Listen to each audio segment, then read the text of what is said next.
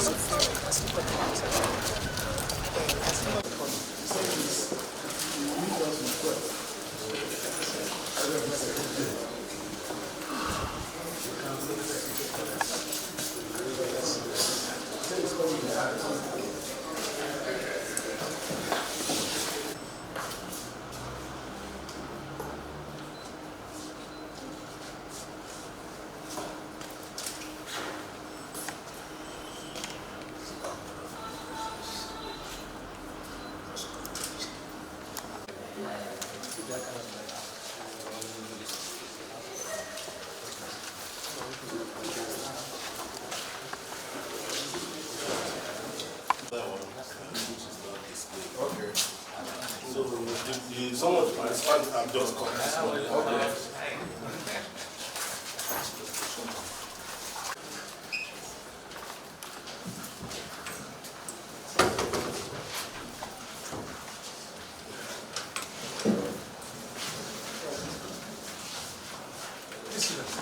Companies who want to do CSR, research is one place we want them to look at putting money into. Individuals who want to give back to society, who are not sure how to do so, research is one place to put money, because it benefits society in many folds that you can even contemplate. As indeed, those who are making their wills, you want to give money to charity in your will, specify research, NIMR, Institute of Industrial Research, those are the kind of places I think. So these are some of the messages that I talk about when I'm talking about evangelism for research, pointing people where to spend money for human good. Foundations who are already doing some important things in our ecosystem can be pointed and urged to look more seriously at how much they're investing in research instead of how much they're investing in just buying things. So even all of you, I see NTA, I see Channels TV, I don't know which other institutions are here, individuals, go back to your producers, go back to your proprietors. The message from us is that we need them also to donate time on their platforms, 30 seconds, 20 seconds, to evangelize for investment in research. This is not just government business alone. Government will lead it because this is a government-owned institution. But there are also other platforms where research can be done. And that is my first message. And let me just say that the heart and soul of this message is that from what we have seen, we've gone on a tour, we will go again and complete the tour. We're sitting on a gold mine in this country. For those who have seen gold, when you mine it, it's very dirty. So you need to refine gold. And that is where the money and the investments come from. The gold mine is already here. But we need to now fund this mine to refine gold and to bring value. What are the values that they can bring? This is a big employer of labor all over the world. Research.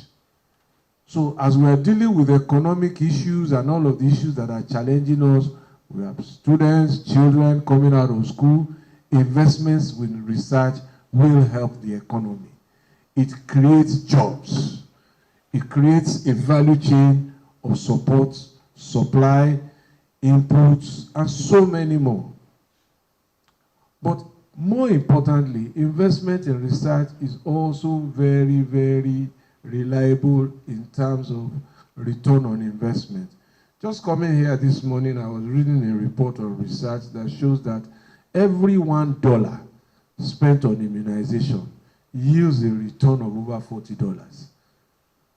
Just immunization alone. And immunization continuously is a product of research. So we're sitting on a gold mine. This is another sector of our economy that should be opened up. And it requires all of us to come together, not just complain about government. All of us must come together. And this is the work that we in the foundation, the Board of Trustees, have done. So for those of you who might be wondering, what is Fashola doing here again? This is not road, this is not bridge, this is not law. I'm not a scientist. All we are doing here, Auntie Mrs. Makonjola, Professor Guleje, the DG, Sanusi, Lamido Sanusi, the 14th Emir, Professor Edigbe, our job is just to raise funds. So I'm not claiming to be a scientist. So, but we're trying, I think we've raised about 300 million. So the work is still going on. And it is important, therefore, in my role, to help to bring that work to the consciousness of the Nigerian public. So how did I get into this role? The institute itself has become a victim of shortage of funds, budget cycles, and so many things. So then, I think the DG, in his wisdom, then said, look, let me reach out for help.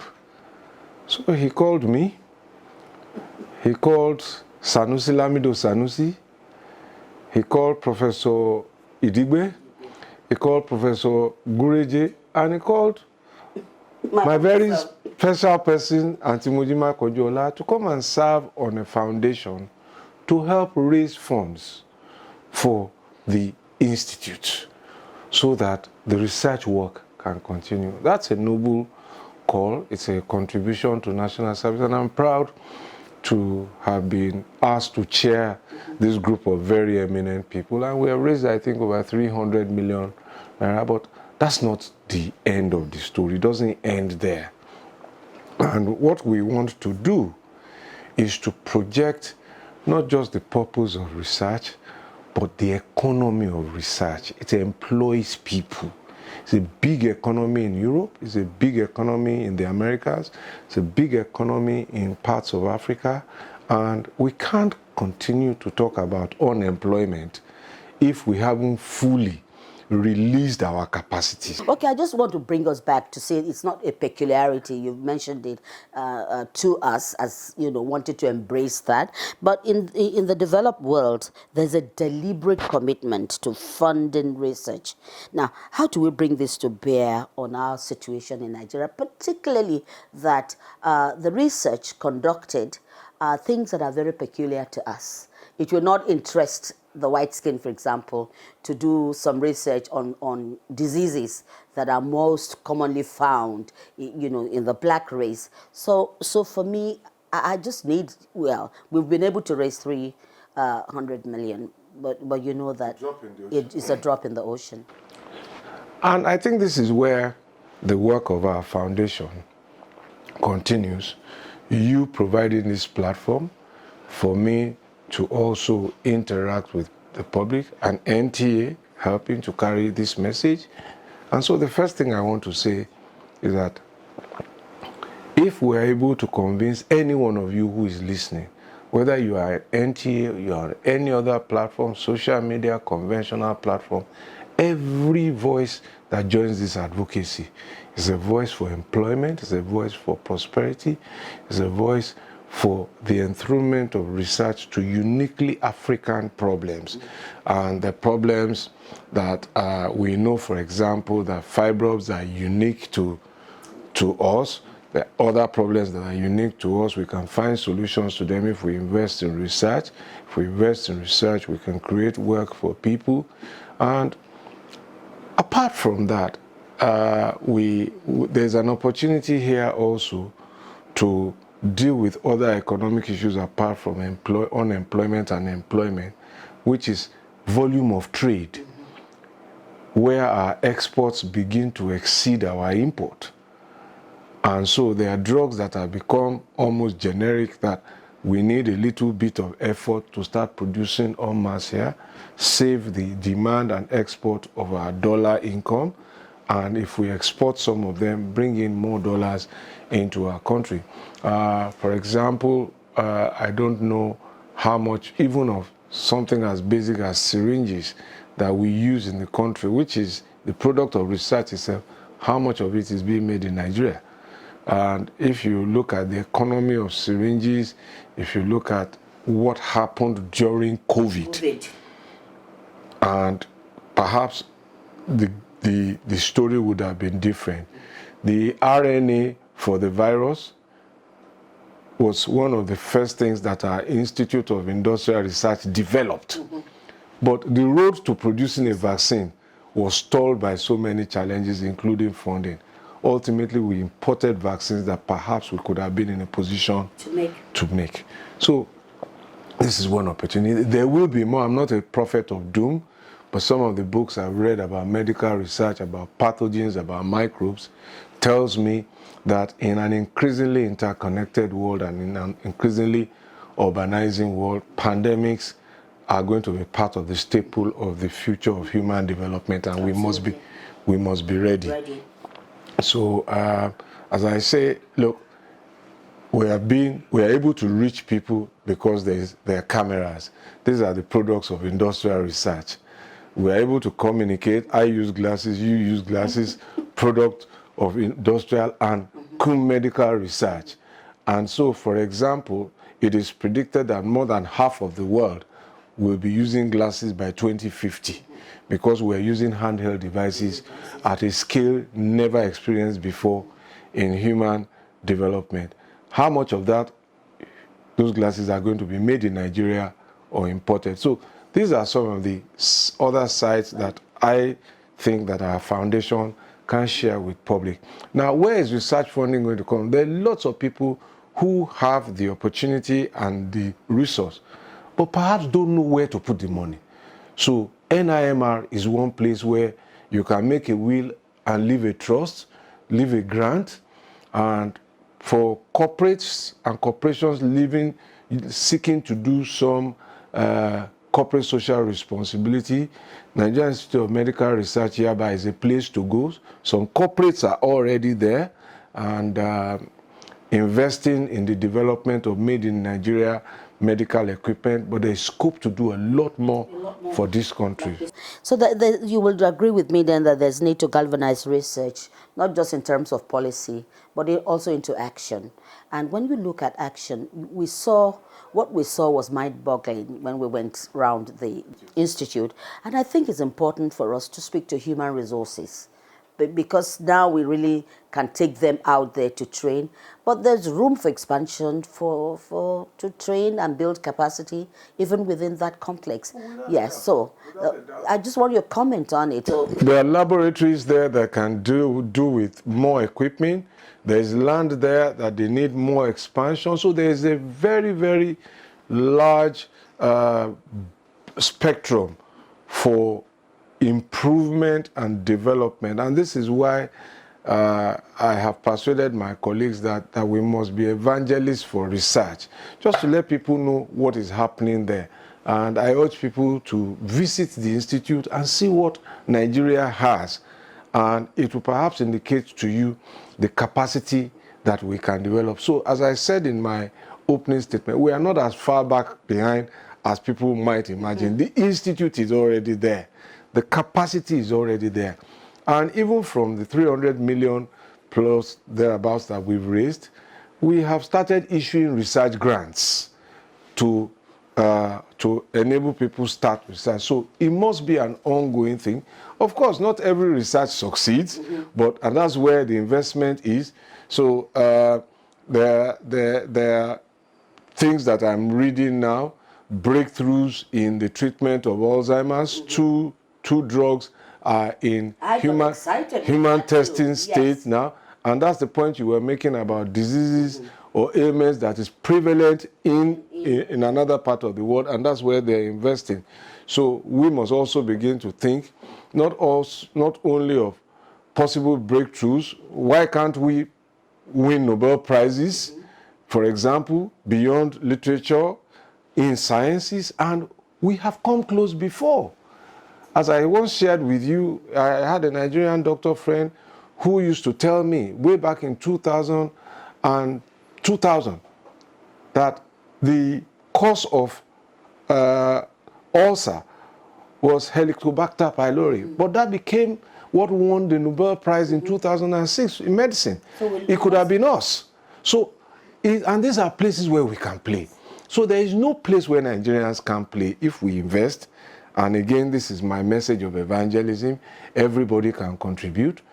If you are looking for a good cause, this is a good cause to spend money for. We have a new Minister of Health.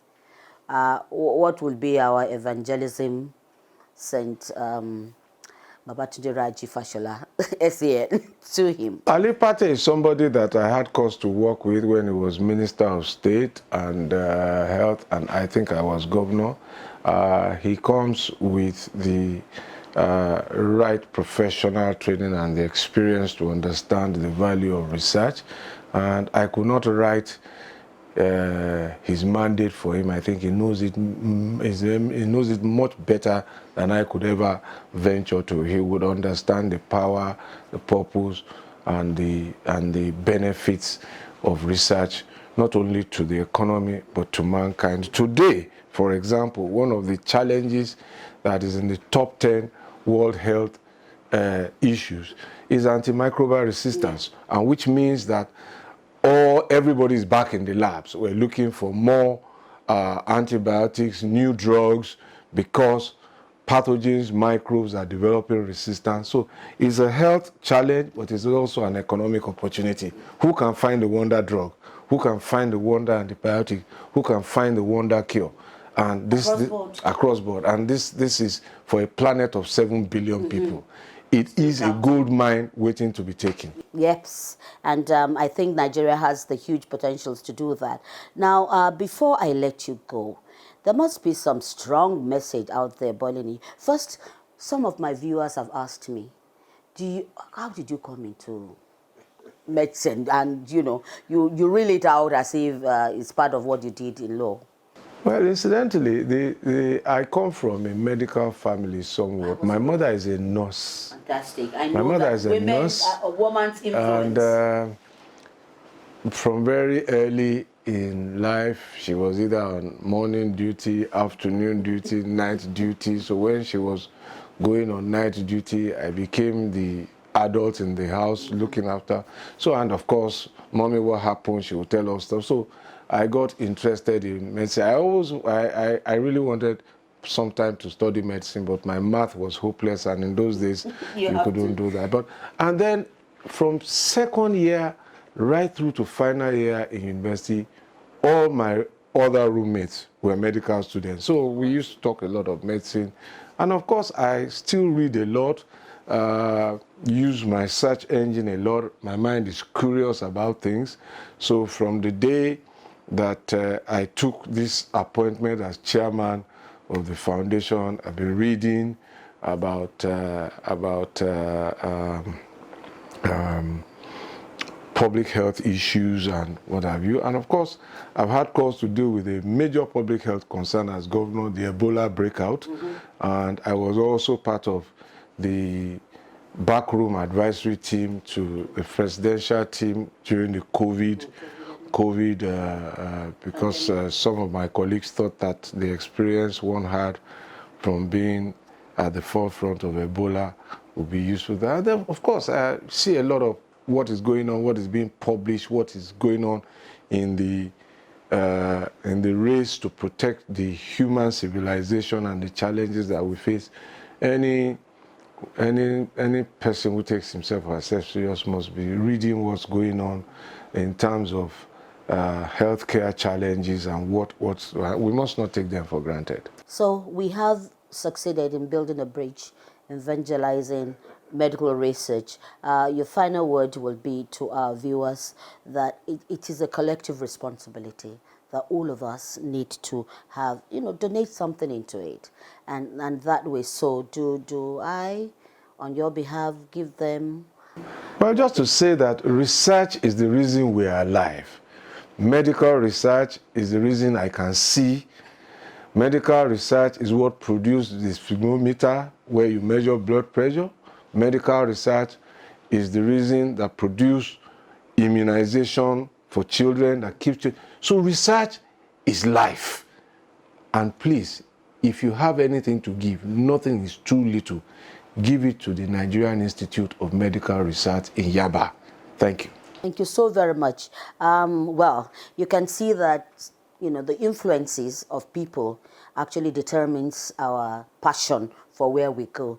I salute Mama. Thank you for watching. You have a responsibility here, and I do hope that together we can support medical research in Nigeria. Other researches too also need support, but health, they say, is wealth, and that's the bridge we have been able to build today.